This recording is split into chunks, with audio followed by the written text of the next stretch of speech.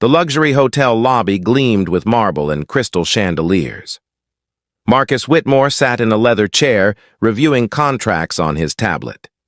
As CEO of Whitmore Industries, he had exactly 20 minutes before his next meeting, a potential merger worth hundreds of millions. He'd chosen this hotel lobby specifically because it was quiet, exclusive, controlled. A small voice interrupted his focus. "Excuse me, mister?" Marcus looked up to find a little girl standing before him. She couldn't have been more than 5 years old, wearing a red velvet dress with a matching bow in her blonde hair. She held an envelope in her small hands. "I'm busy," Marcus said curtly, returning to his tablet. "Please," the girl persisted. "Can you read this letter? It's very important." "Where are your parents?" Marcus asked, annoyed. "You shouldn't be bothering hotel guests." "My mommy is talking to the doctor over there."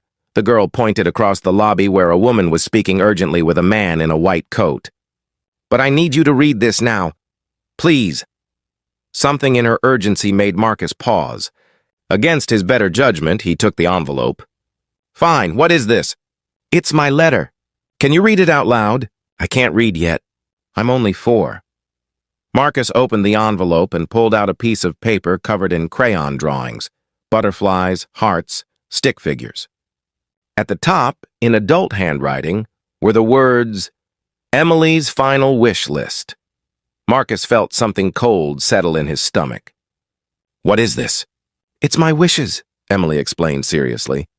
"The doctor said I have to make wishes because I'm going to heaven soon. I have cancer in my head and it won't go away." Marcus stared at this child, this impossibly. Small person delivering impossible. News with the matter-of-fact tone children use when they don't fully understand what they're saying. "Read it," Emily urged. "Mommy wrote it for me because I can't write yet." "But I want to hear it." Marcus's hands shook slightly as he began to read. Emily's final wishes. See, butterflies one more time. Eat chocolate. Ice cream for breakfast. Tell mommy it's okay to be sad. 4. Ask a busy man to slow down. Make someone smile. 6. Be brave like Daddy was. Brave! Marcus stopped reading, his throat tight. "Why does it say like Daddy was brave?" "Daddy died when I was 2, Emily said. "He was a soldier. Mommy says he was very brave. I want to be brave like him when I go to heaven."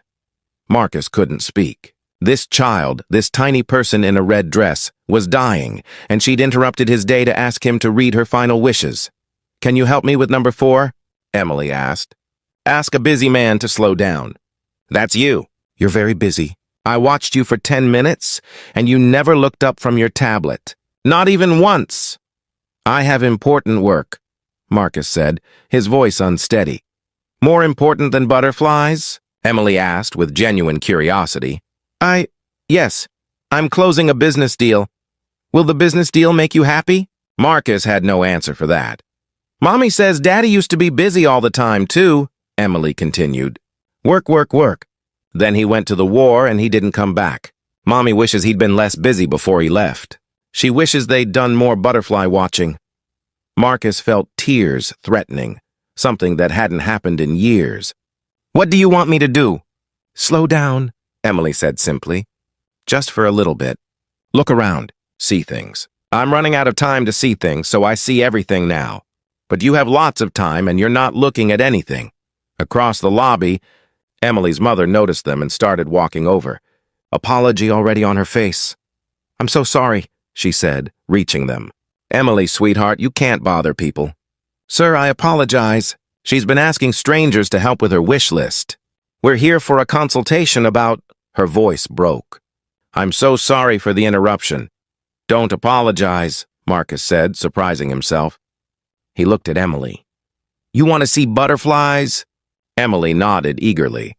Marcus made a decision that would have shocked everyone who knew him. He closed his tablet, canceled his meeting with a quick text, and stood up. "There's a butterfly conservatory 20 minutes from here.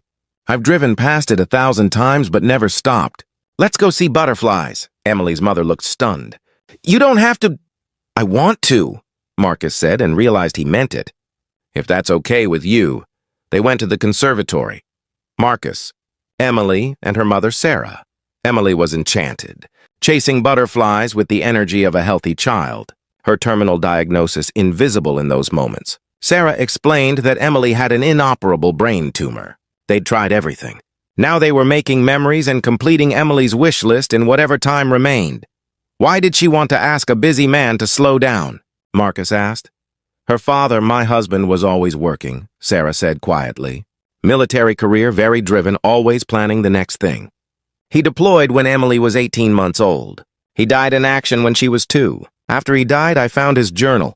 Every entry was about how he was going to slow down when he got back, spend time with family, appreciate moments.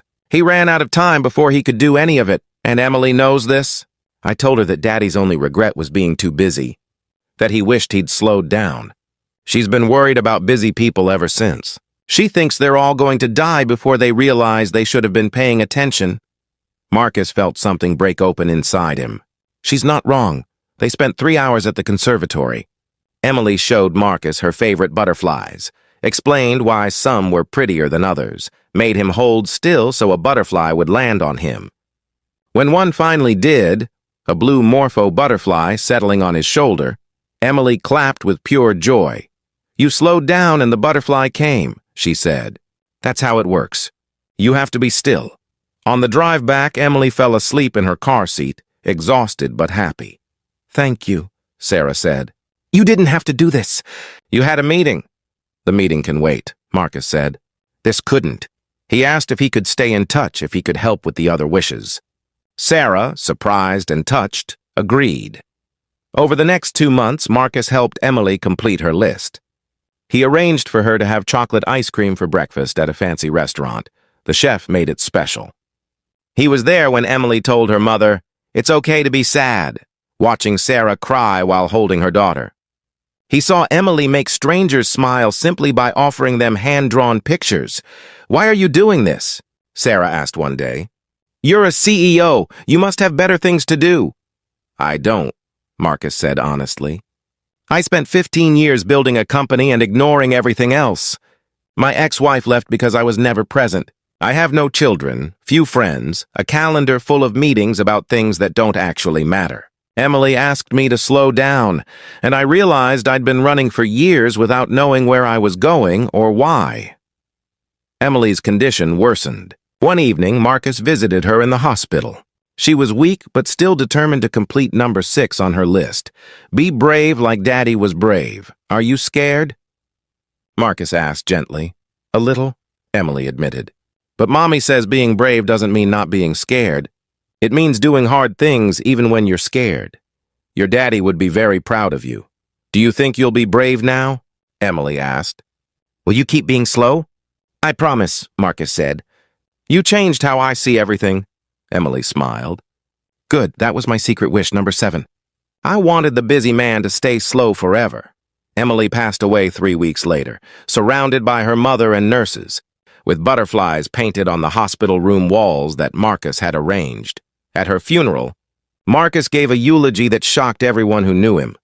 Emily interrupted my day 2 months ago, he said. I was annoyed.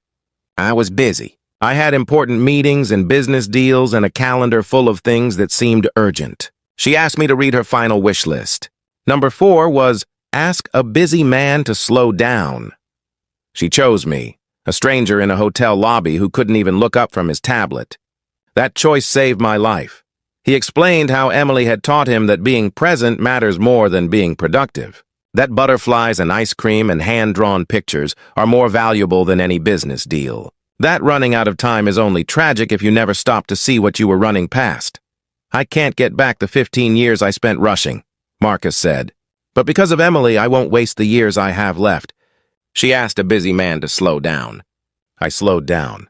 And in slowing down, I finally started living. Marcus restructured his life completely. He stepped back from daily operations at his company, appointed a COO to handle routine matters. He established the Emily Foundation, supporting families of children with terminal illnesses. He volunteered at children's hospitals, reading to kids, sitting with families, being present. He stayed close to Sarah, helping her through grief, becoming the friend she needed. Eventually, carefully, it became something more. 2 people who'd loved and lost, finding unexpected hope in each other. Emily would be happy, Sarah said one evening 2 years after Emily's death. They were at the Butterfly Conservatory, the place where everything had changed. She asked me to slow down, Marcus said. I didn't know then that slowing down would lead me to you, to this. To actually being alive instead of just being busy. A blue morpho butterfly landed on his shoulder, the same type that had landed on him that first day with Emily. She's saying hello, Sarah said, tears in her eyes, and reminding me to stay slow, Marcus added. Years later, Marcus would tell Emily's story to business leaders, to CEOs drowning in meetings, to anyone who'd listen. He'd show